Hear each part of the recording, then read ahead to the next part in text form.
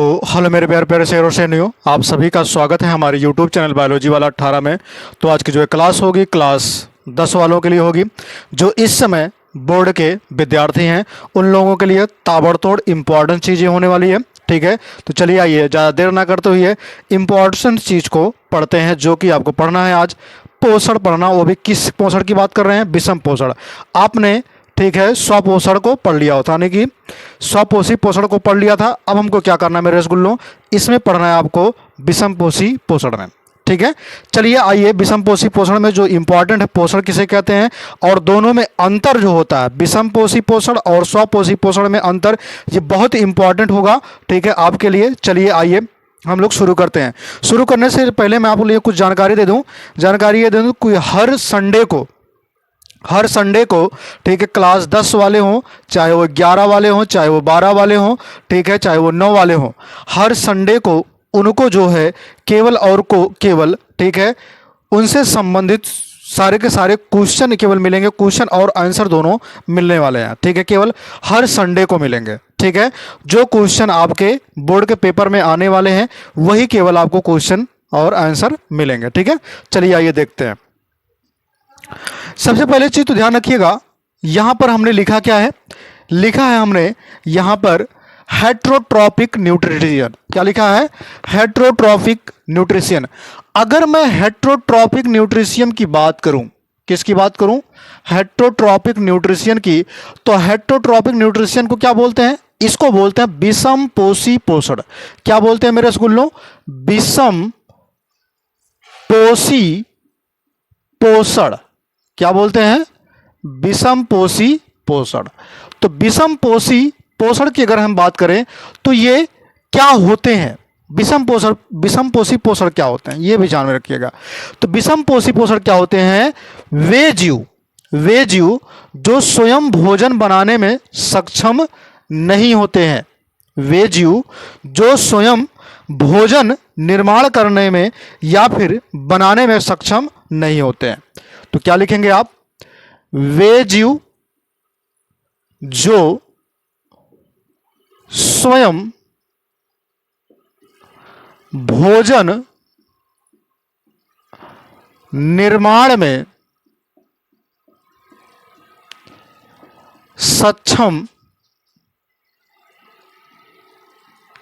नहीं होते हैं उसे हम क्या कहते हैं? विषमपोषी पोषण कहते हैं।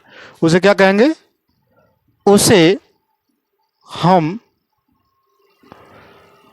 विषमपोषी पोषण कहते हैं। ठीक, इतनी बात मुझे लगता है कि आपको समझ में आ गई होगी। समझ में आया? अब देखिए विषमपोषी पोषण हो गया। विषमपोषी पोषण में सबसे पहले चीज तो क्या आएगा कि इसके जो है प्रकार की बात करेंगे।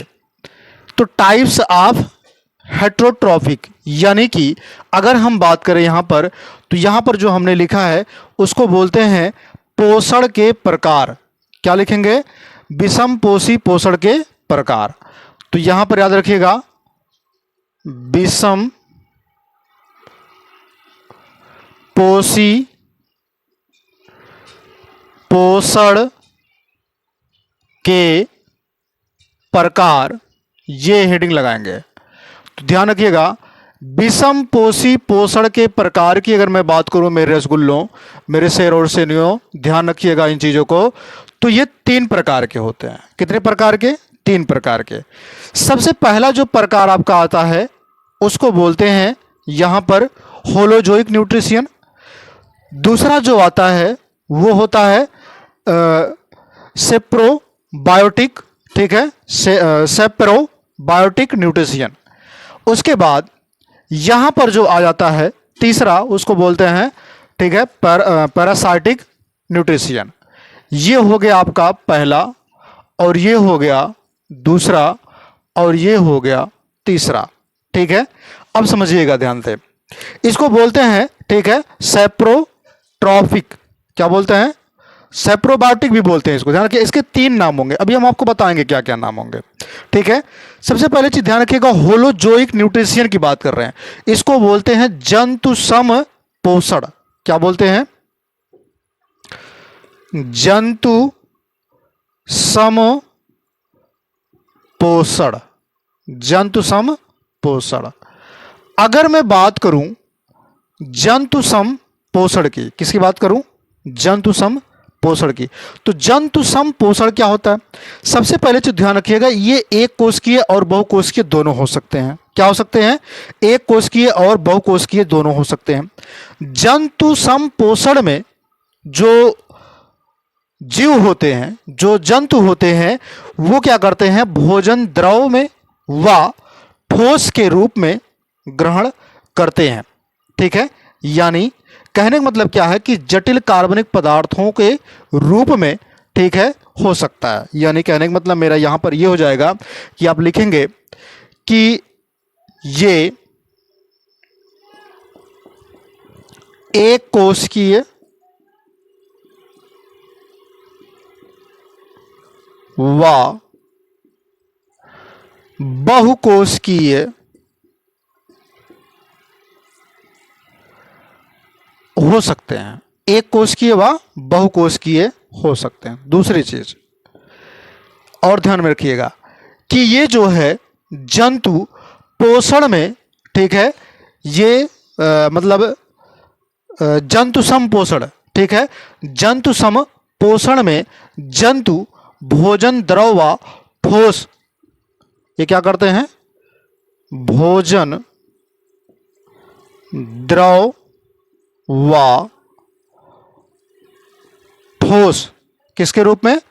द्रव व ठोस के रूप में ग्रहण करते हैं। समझ में आया इतनी बात? यानी कि ये जटिल कार्बनिक रूप में भी ग्रहण करते हैं, एक कोशिकीय और बहुकोशिकीय होते हैं। दूसरी चीज, जंतु सम पोषण जो होता है ये 3 प्रकार का होता है। कितने प्रकार का होता है मेरे रसगुल्लों? 3 प्रकार का। अगर मैं इसके प्रकार की बात करूं, क्या बात करूं? प्रकार की, तो ध्यान रखिएगा ये 3 प्रकार का होता है।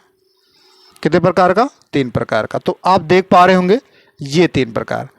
पहला आपका हो जाएगा, ठीक है, हर्बी ओरस, ठीक है, या फिर हर्बी ओरस, सॉरी ओरीय, हर्बी ओरी, इसको बोलते हैं कार्नी ओरा। हर्बी ओरा और कार्नी ओरा, ओमनी ओरा, यानी कि ये हो जाएगा दूसरा कार्नी ओरा और तीसरा हो जाएगा ओमनी ओरा। ठीक है, अगर मैं बात करूं यहां पर, ठीक है, हर्बी ओरा की, तो इसको क्या बोलते हैं? हर्बी ओरा को क्या बोलते हैं? इसको समझिएगा, तो इसको बोलते हैं, ठीक है, शाकाहारी। क्या बोलते हैं? शाकाहारी। तो यहां पर आप लिख सकते हैं शाकाहारी, शाकाहारी, ये हो गया शाकाहारी। उसके बाद है कार्नी ओरा। कार्नी ओरक क्या बोलते हैं? तो कार्नी ओरक बोलते हैं मेरे रसगुल्लों मांसाहारी। क्या बोलते हैं? मांसाहारी। ये रहा दूसरा। अब अगर तीसरे की बात करें ओमनी ओरस की, ओमनी ओरा, ओमनी ओरा क्या होता है? ये सर्वाहारी हो जाएगा। क्या हो जाएगा? सर्वाहारी। क्या हो जाएगा? ये सर्वाहारी। ठीक, ये 3 प्रकार के मैंने आपको बता दिए। अब ये क्या होते हैं तो ध्यान रखिएगा, यहां पर शाकाहारी और सर्वाहारी क्या होते हैं। तो यहां पर शाकाहारी की बात करें अगर हम, तो यहां पर लिखेंगे आप जो हरे पेड़ पौधे खाते हो, खाते हो, जो हरे पेड़ पौधे को खाते हो वो शाकाहारी में आएंगे। एग्जाम्पल में क्या लिखेंगे? इसके एग्जाम्पल्स में क्या लिखेंगे? तो इसके एग्जाम्पल्स की अगर मैं बात करूं तो क्या आ जाएगा तुम्हारा? गाय, भैंस, बकरी, हिरन,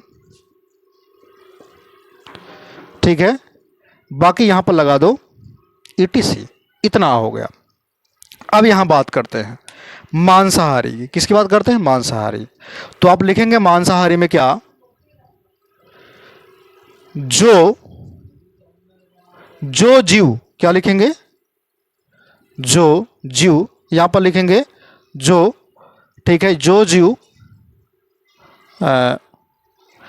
अपने जीवन के लिए, जो जीव अपने जीवन के लिए, ठीक है, दूसरे जीवों को मारकर खाते हैं। जो जीव अपने जीवन के लिए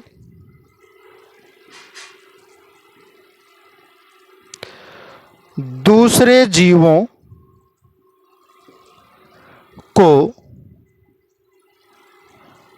मारकर खाते हैं, उसे हम क्या कहेंगे? मांसाहारी कहेंगे मेरे रसगुल्लो। ध्यान रखिएगा इस बात को। एग्जाम्पल्स क्या आएगा इस यहां पर? तो इसके एग्जाम्पल्स की अगर मैं बात करूं तो वो कौन आएगा? जैसे शेर, बाघ, और क्या, लोमड़ी भी होता है, ठीक है, बाकी ETC लगा देना। चील भी हो जाएगा, सर्प भी हो जाएगा, ठीक है। सर्वाहारी की बात करेंगे हम, तो आप लिखेंगे जो जीव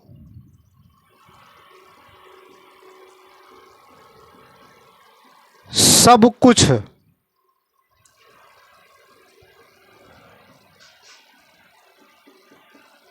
खाते हैं, जो जीव सब कुछ खाते हैं, यानी कहने का मतलब मेरा क्या है? पेड़ पौधे भी खाते हों और मांस को भी खाते हों। पेड़ पौधे का मतलब साग सब्जी वगैरह। तो मेरे रसगुल्लों में आपको बता रहा था कि जो जीव सब कुछ खाते हों, इसका मतलब क्या है कि पेड़ पौधे यानी कि साग सब्जियां भी खाते हों, ठीक है, और उसके अलावा मांस वगैरह भी खाते हो, तो उसमें कौन आ जाएंगे? सर्वाहारी में आएंगे। कौन आएंगे? सर्वाहारी। सर्वाहारी में कौन कौन आते हैं? एग्जाम्पल के तौर पे अगर हम देखेंगे इसको, तो सबसे पहले चीज आता है मनुष्य। क्या आता है? मनुष्य। कौन आ जाता है? मनुष्य, ठीक है। उसके बाद कौन आता है? कुत्ता। कौन आता है? कुत्ता। बाकी ETC लगा दो। सर्वाहारी, ये क्लियर हो गया आपका। उसके बाद मैं बात कर लेता हूं यहां पर, ठीक है, जंतु सम पोषण की। तो ये आपका पूरा का पूरा टोटली समाप्त हो गया। अब हम लोग किसके बारे में जानकारी लेंगे? तो ये लेंगे, ठीक है, सैप्रोबायोटिक का। किसका? सैप्रोबायोटिक का, जिसको हम क्या बोलते हैं? जिसको हम हिंदी में क्या बोलते हैं? ध्यान रखिएगा, इसी को बोलते हैं मृतजीवी पोषण। क्या बोलते हैं? मृतजीवी पोषण। मृत जीवी पोषण क्या बोलते हैं? मृतजीवी पोषण। अब ध्यान से सुनिएगा, मृतजीवी पोषण क्या होते हैं? तो जो मरे हुए जीवों से, यानी कि मृत कार्बनिक पदार्थों से अपना भोजन बनाते हैं। किससे? जो जीव मृत कार्बनिक पदार्थों से अपना भोजन बनाते हैं, उसे हम क्या कहेंगे? मृतजीवी या फिर मृतोपजीवी भी इसी को कहते हैं। अब ध्यान से सुनिएगा, इसके एग्जाम्पल में कौन आएंगे? तो इसके एग्जाम्पल में आ जाएंगे कौन कौन सी चीजें? फंजाई, यानी कि मशरूम, ईस्ट। कौन आएगा? मशरूम आ जाएगा,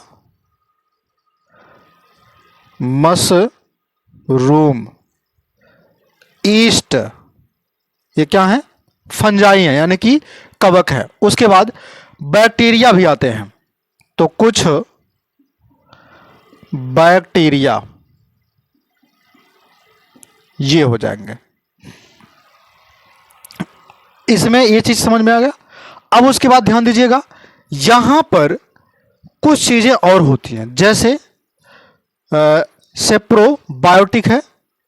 अब सेप्रोबायोटिक जो होता है ये तीन चीजें हो सकती हैं, मतलब इसको अंग्रेजी में तीन चीजें लिख सकते हैं। कितनी चीजें लिख सकते हैं?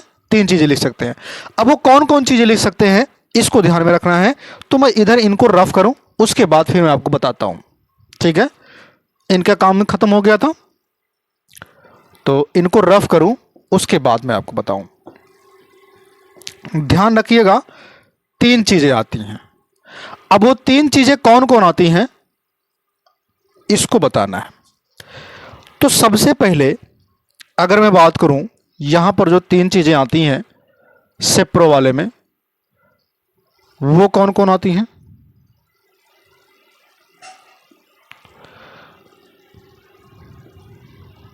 ये रहा। अब पहला क्या आएगा, ध्यान रखिएगा, अंग्रेजी वर्ड वही रहेगा, बस थोड़ा सा केवल चेंज रहेगा, थोड़ा सा केवल चेंज रहेगा। यानी कि एक हो जाएगा सेप्रो, ठीक है, ट्रॉफिक। क्या हो जाएगा? सेप्रो ट्रॉफिक, यहां पर हो जाएगा सेप्रो ट्रॉफिक।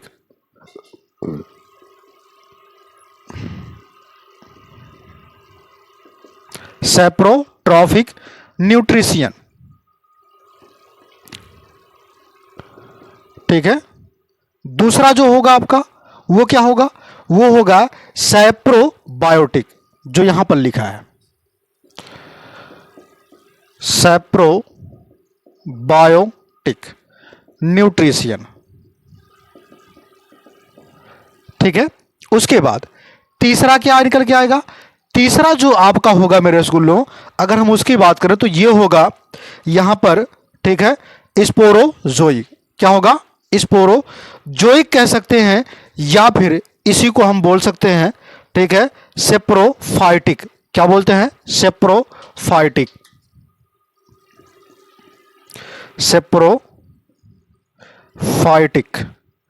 न्यूट्रिशियन, ये तीन होते हैं। अब ध्यान से सुनना, इन तीनों का अलग अलग इस्तेमाल होता है, इन तीनों का अलग अलग इस्तेमाल होता है। कहां कहां होता है ये ध्यान में रखिएगा। तो सबसे पहले मैं अगर मैं बात करूं, यहां पर जो मैंने लिखा है जिसको बोलते हैं सेप्रोट्रॉफिक, सेप्रोट्रॉफिक का यूज हम कहां कर सकते हैं? तो ये सारे के सारे मृत जीवी के ही वर्ड हैं, मृत जीवी के वर्ड, बस केवल थोड़ा थोड़ा चेंज होगा। अब जो चेंज होंगे उसको हम कहां कहां यूज करेंगे, कैसे यूज करेंगे, इसको ध्यान में रखिएगा। तो सेप्रोफाइट की अगर हम बात करें, किसकी बात करें? सेप्रोफाइट की अगर हम बात करें, यहां पर देखिए सेप्रोफाइट लिखा हमने, सेप्रोफाइट,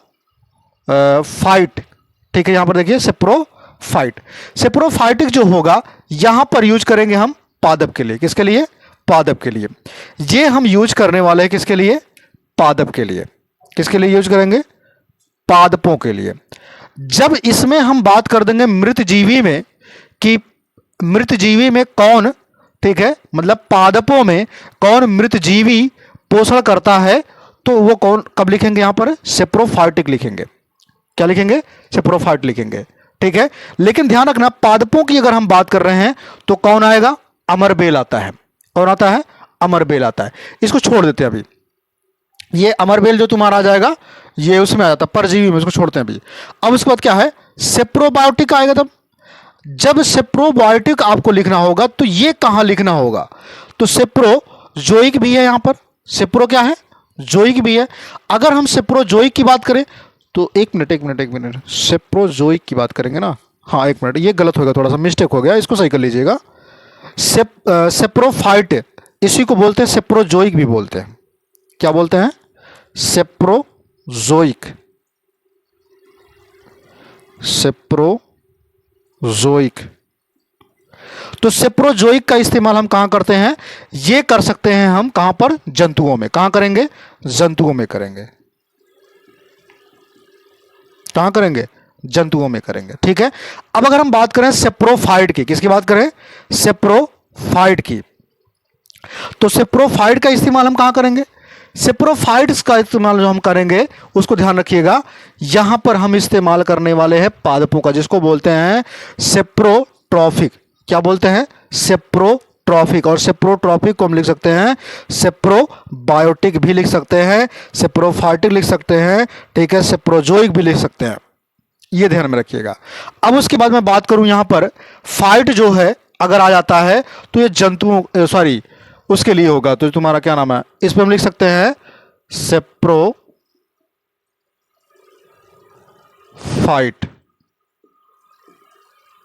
ठीक है।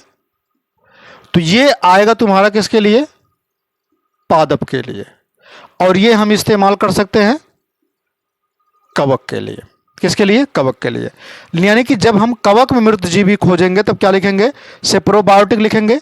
अगर हम जंतु में खोजेंगे तो क्या लिखेंगे, सेप्रो, ठीक है, फाइटिक या फिर सेप्रोजोइक लिखेंगे, या फिर इसमें हम क्या लिखेंगे, सेप्रोफाइटिक लिखेंगे, ठीक है। या फिर सेप्रोफाइटिक, ये भी लिखा है सेप्रोफाइटिक, ध्यान रखिएगा, ये भी लिखा है सेप्रोफाइटिक, लेकिन अधिक मात्रा में ध्यान रखिएगा यहां पर सेप्रोफाइटिक ना लिख करके हमको लिखना होगा सेप्रोजोइक, क्योंकि दोनों सेम सेम हो जाएंगे, इसलिए इसको हटा दीजिएगा, केवल सेप्रोजोइक ही समझिएगा, ठीक है। सेप्रोजोइक केवल जंतुओं में ही इस्तेमाल करते हैं, बाकी जो है यहां पर सेप्रोफाइट जो होगा वो पादपों में करेंगे, बाकी सेप्रोबायोटिक जो होगा वो कवकों में इस्तेमाल करेंगे, ठीक है। ये इतना मुझे लगता है कि आपको समझ में आएगा। जैसे मान लीजिए ये ब्रेड है, मान लेते हैं क्या है, ये एक ब्रेड है। अब ब्रेड के ऊपर आप देखेंगे यहां पर, ठीक है, ये ब्रेड है, ब्रेड के ऊपर जब आप देखेंगे तो यहां पर कुछ फंगस आ जाते हैं। क्या आ जाते हैं, फंगस आ जाते हैं, और वो फंगस कैसे दिखाई देते हैं, कुछ गोल गोल से दिखाई देते हैं, ठीक है। इनके लेकिन जड़ें जो होते हैं, ध्यान रखिएगा, इनके जो जड़ें होते हैं इनमें जड़ सेम होते हैं, ठीक है। ये ब्रेड है, ब्रेड के ऊपर देखते हैं ना फंगस आ जाते हैं, उसी की बात हम कर रहे हैं। हालांकि फिगर बनाने की कोई जरूरत नहीं, क्योंकि फिगर पूछता नहीं है, तो ध्यान में रखिएगा खाली इतना बात। अब उसके बाद बात कर लेते हैं हम, दूसरा आपका खत्म हो गया, तीसरे की बात करते हैं। किसकी बात करते हैं, तीसरे की। तो मेरे रसगुल्लो अगर मैं तीसरे की बात करूं, यहां पर किसकी बात करूं, तीसरे की, तो तीसरा आपका क्या होगा, तो तीसरा आपका निकल के आएगा जिसको बोलेंगे, ठीक है, पैरासाइटिक न्यूट्रिशन। पैरासाइटिक न्यूट्रिशन को क्या बोलते हैं, परजीवी पोषण बोलते हैं। क्या बोलते हैं इसको, परजीवी पोषण। अगर हम परजीवी पोषण की बात करें, परजीवी पोषण की बात करें तो ये क्या होंगे, मतलब परजीवी जो जीवों पर रहते हो, कहां रहते हो, जीवों पर, यानी क्या लिखेंगे, वे जीव जो अन्य प्रजाति के जीवित जीवों पर अपना भोजन, ठीक है, क्या करते हैं, प्राप्त करते हैं। तो क्या लिखेंगे आप, वे जीव जो दूसरे जीवों पर या फिर अन्य जीवों पर अपना भोजन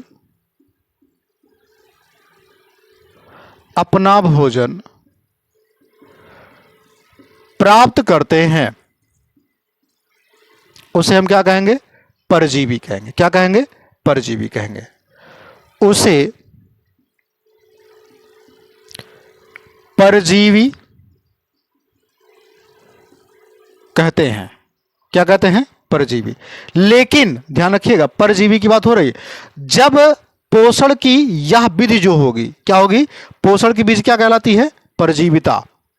तो क्या लिखेंगे आप, पोषण की यह विधि परजीविता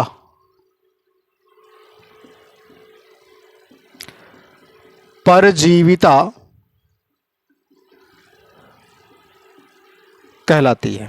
क्या कहलाती है, परजीविता। अब ध्यान सुनिएगा, और भी चीजें इसमें एग्जाम्पल की बात करेगा। हाँ देखिए गौर, जो चीज ये खाते हैं जिससे ये प्राप्त करेंगे, क्या करेंगे, तथा जो इससे प्राप्त करने वाले हैं, जिस जीव से पोषण प्राप्त किया जाता है, मतलब जिस जीव से ये पोषण प्राप्त करेंगे उसको बोलते हैं होस्ट। क्या बोलते हैं, होस्ट बोलते हैं। क्या बोलते हैं, होस्ट बोलते हैं। अब अगर होस्ट की बात करें तो होस्ट को हिंदी में क्या बोलते हैं, होस्ट को हिंदी में क्या बोलते हैं मेरे रसगुल्लों, ध्यान रखिएगा, इसको बोलते हैं पोषक। क्या बोलते हैं, पोषक। ठीक, और भी समझिएगा इसका एग्जाम्पल्स क्या निकल के आएगा।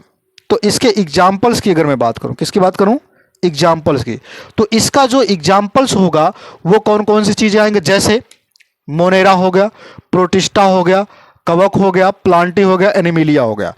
ठीक है, मोनेरा जगत के, प्रोटिस्टा हो गया, एनिमिलिया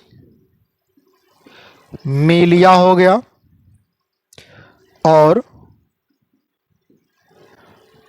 प्लांटेरम हो गया, यानी कि प्लांट्स वाला। ठीक है, तो ध्यान रखिएगा ये जो होंगे प्रोटो, फंगाई भी होगा, फंजाई, ये जितने हैं पांचों जगत हैं, क्या हैं, पांच जगत हैं। अब ये पांच जगत किसने दिया था, तो R.H.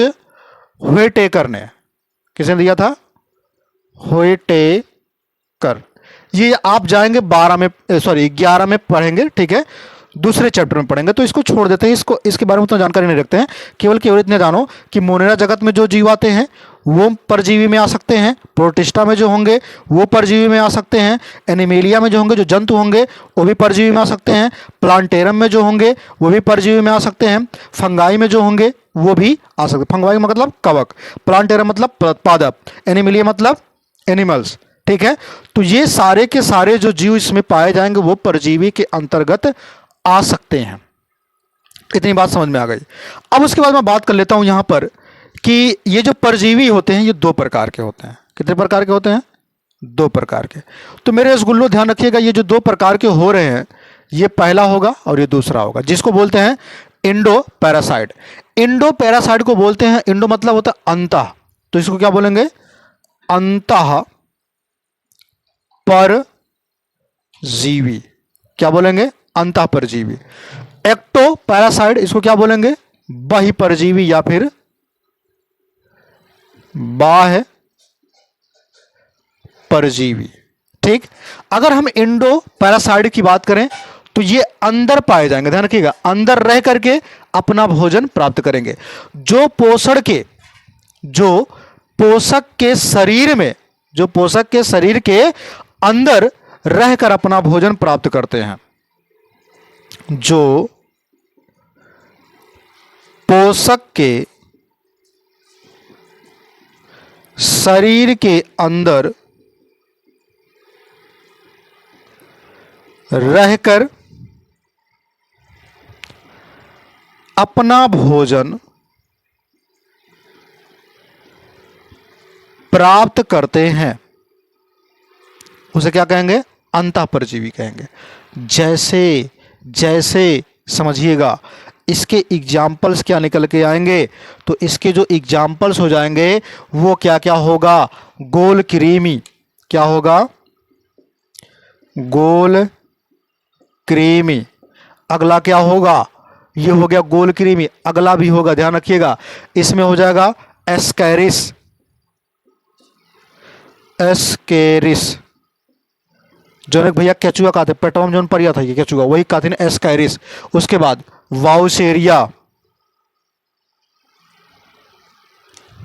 क्या होगा इसमें, वोचेरिया इसको बोलते हैं, तो वोचेरिया, वाउचेरिया इस भी इसको बोल सकते हैं, क्या बोलते हैं, वाउचेरिया भी इसे हम बोल सकते हैं। उसके बाद हो जाएगा चपटा क्रीमी, चपटा क्रीमी, वो क्रीम नहीं जो लगाया जाता, ठीक है भैया, पेट के अंदर होते हैं वो क्रीम। ठीक है, चपटे दिखाई देते हैं। उसके बाद प्रोटोजोवा, क्या होगा, प्रोटोजोवा। ठीक है, इतनी बात मुझे लगता है कि चीजें आपको समझ में आ रही होंगे। ठीक है, अब उसके बाद मैं बात कर लेता हूं यहां पर बाह्य या फिर बाह्य परजीवी की। तो बाह्य परजीवी की अगर मैं बात करूं तो इसमें कौन कौन आ जाएंगे, बाह्य वाले में। तो बाह्य वाले में ध्यान रखिएगा, जो जीव परजीवी, जो परजीवी पोषक के शरीर के बाहर, जो परजीवी पोषक के शरीर के बाहर रहकर अपना भोजन प्राप्त करते हैं उसे हम बहिर्परजीवी या फिर बाह्य परजीवी कहते हैं। जैसे जू, क्या हो जाएगा? जू। कौन से जू? जो मनुष्य के सर में पाए जाते हैं, तो यहाँ पे लिख लीजिएगा जू। ठीक है। हेड लीक, क्या बोलते हैं? हेड लीक उसको बोलते हैं, जो ने लीक बोला था भैया। ठीक है, ये हो गया। उसके बाद पादपों में भी होते हैं अमरबेल। क्या होता है? अमरबेल भी होता है, जिसको हम क्या कह सकते हैं? परजीवी कह सकते हैं। अमरबेल, अमरबेल जो होता है उसको बोलते हैं क्या चीज? कुस्कुट बोलते हैं। क्या बोलते हैं? कुस्कुटा। अमरबेल को, ये भी परजीवी में आता है, अमरबेल। ये भैया अमरबेल एक ऐसा पौधा है जिस पेड़ पर लगेगा उसको नाश ही कर देगा, एकदम पूरा खत्म कर देगा। ठीक है। अमरबेल को क्या बोलते हैं? कुस्कुटा। क्या बोलते हैं? कुस्कुटा। ठीक है। कुस्कुटा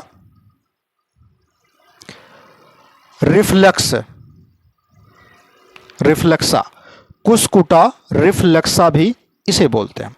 तो आज की वीडियो यहीं तक, फिर मिलेंगे नए वीडियो में नए तरीके से। तो वीडियो को लाइक शेयर कर दीजिएगा और सभी बच्चों के पास शेयर कर दीजिएगा। हर संडे को आपके लिए लेकर के आएंगे, हर एक क्वेश्चन के लिए। ठीक है। हर एक चैप्टर के लिए अलग अलग क्वेश्चन रहेंगे जो आपके बोर्ड के पेपर में आने वाले होंगे। हर संडे को तैयार रहिएगा। ठीक है। तो जय हिंद, जय भारत।